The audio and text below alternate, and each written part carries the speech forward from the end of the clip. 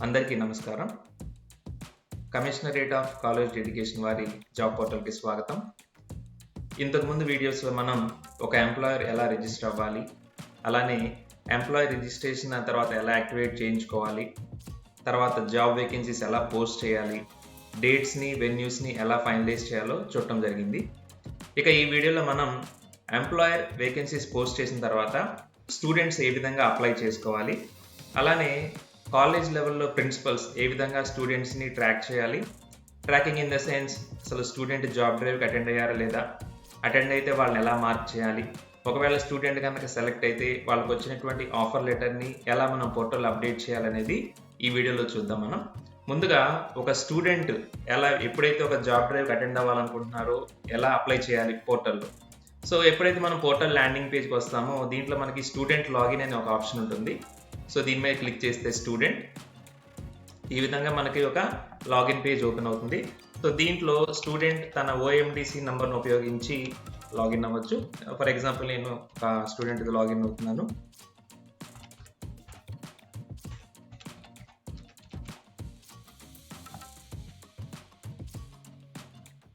Okay, so ఈ విధంగా login అయిన తర్వాత లేటెస్ట్ వేకెన్సీస్ ఏవైతే ఉన్నాయో ఆ స్టూడెంట్కి ఇలా లెఫ్ట్ సైడ్లో కనిపిస్తూ ఉంటాయి. ఇక్కడ మనం చూడొచ్చు. సో ఇది రీసెంట్గా మనం టెస్టింగ్ కోసం పోస్ట్ చేసినట్టు అనమాట. ఈ విధంగా స్టూడెంట్స్ కూడా కనిపిస్తూ ఉంటాయి.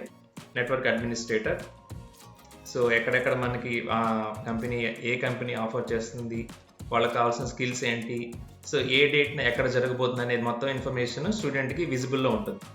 ఇలా తనకు ఏవైతే రీసెంట్ నోటిఫికేషన్స్ ఉంటాయి అవన్నీ ఇక్కడ కనిపిస్తూ ఉంటాయి, ఓపెన్గా ఉన్నవన్నీ కూడా.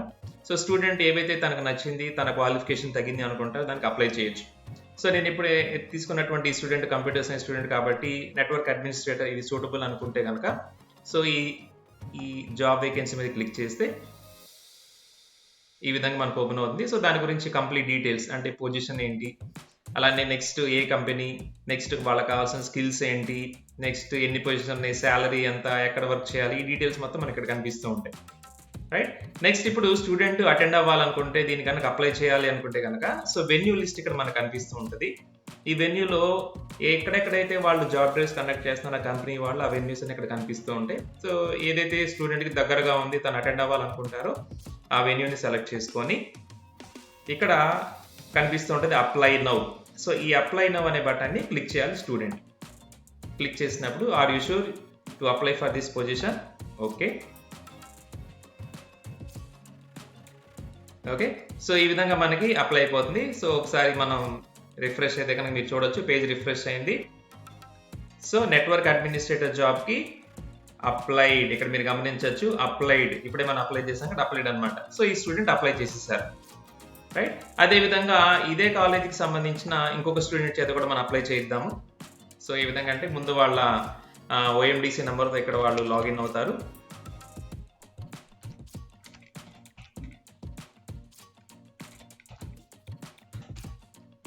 Okay, sign in. సో ఈ స్టూడెంట్ కూడా కంప్యూటర్ సైన్స్ స్టూడెంట్ అనుకుంటే కనుక సో సేమ్ జాబ్కి ఇతను కూడా అప్లై చేయాలనుకుంటున్నారు. సో ఆ జాబ్ మీద క్లిక్ చేస్తారు. నెక్స్ట్ వెన్యూ, సో డీటెయిల్స్ మొత్తం చదువుకున్న తర్వాత వెన్యూ సెలెక్ట్ చేసుకుంటారు. నెక్స్ట్ ఇక్కడ అప్లై నౌ అనే బటన్ని క్లిక్ చేస్తారు. Are you sure, okay. ఈ విధంగా క్లిక్ చేసినప్పుడు ఆ జాబ్కి ఆ స్టూడెంట్ అనేది అప్లై చేయడం జరుగుతుంది. So wait for few seconds, మనకి స్టేటస్ అప్డేట్ అవుతుంది. సో ఈ విధంగా చూడొచ్చు. సో నెట్వర్క్ అడ్మినిస్ట్రేటర్కి అప్లై చేసేసారు.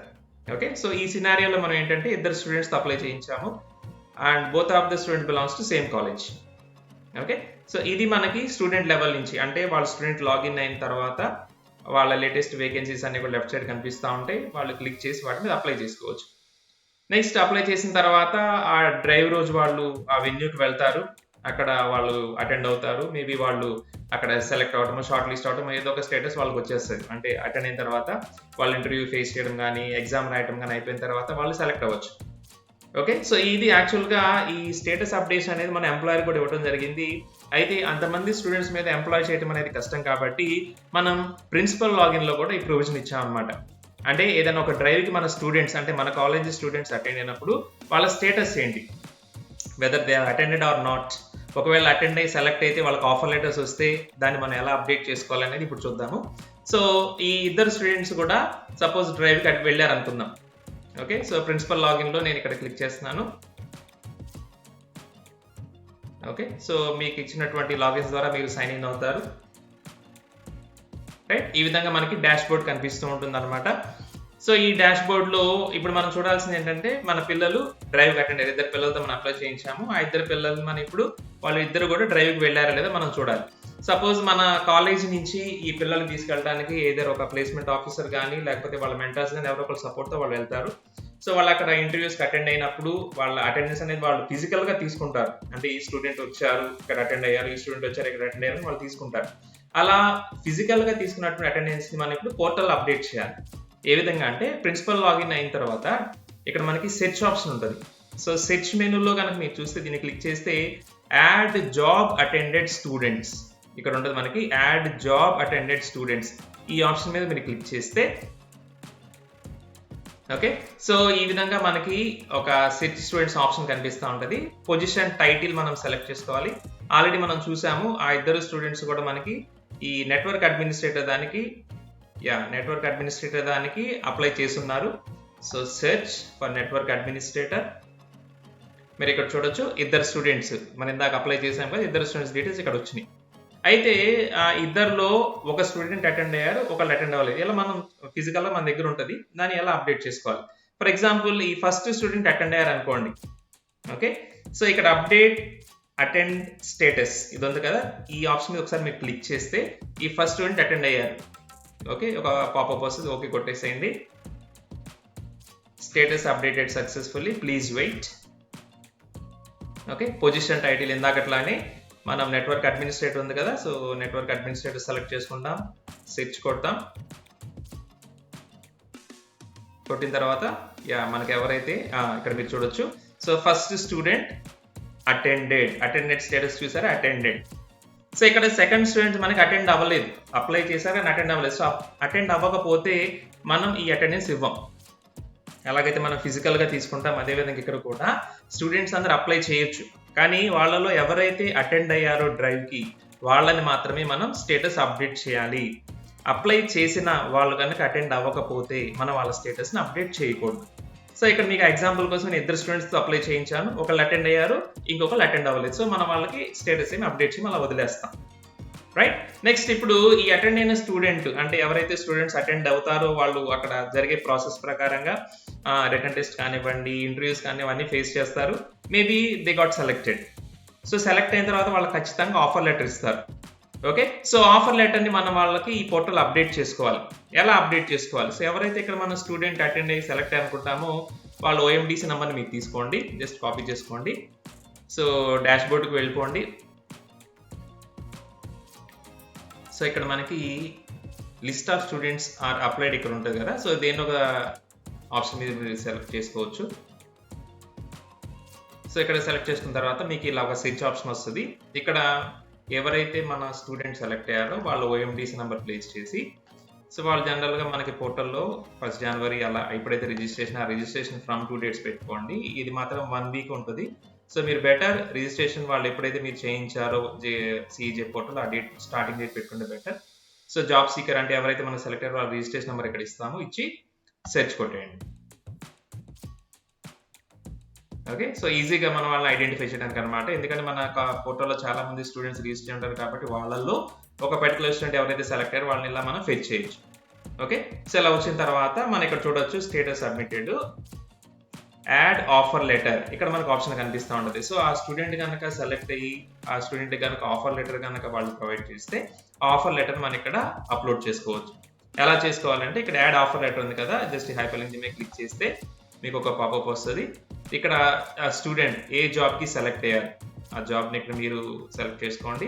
Next upload offer letter issued. So దాన్ని మీరు ఒక పీడిఎఫ్ ఫైల్గా స్కాన్ చేసి పెట్టుకుంటే కనుక దాన్ని మీరు ఈజీగా అప్లోడ్ చేసుకోవచ్చు. సో మీ దగ్గర ఏదైతే ఉంటుందో జస్ట్ నేను శాంపుల్కి ఒకటి ప్లేస్ చేస్తున్నాను. Okay, so upload offer letter మీరు ఏదైతే స్కాన్ చేసుకున్న ఆఫర్ లెటర్ ఉంటుందో దాన్ని ఇక్కడ అప్లోడ్ ఆఫర్ లెటర్ అనేది.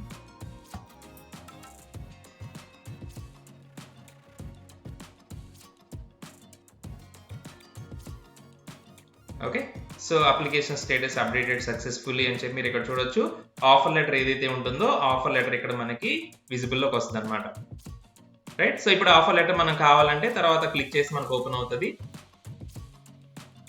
మనం క్లిక్ చేయొచ్చు. సో మీ బ్రౌజర్ని బట్టి ఇక్కడ పాపప్స్ వస్తూ ఉంటాయి.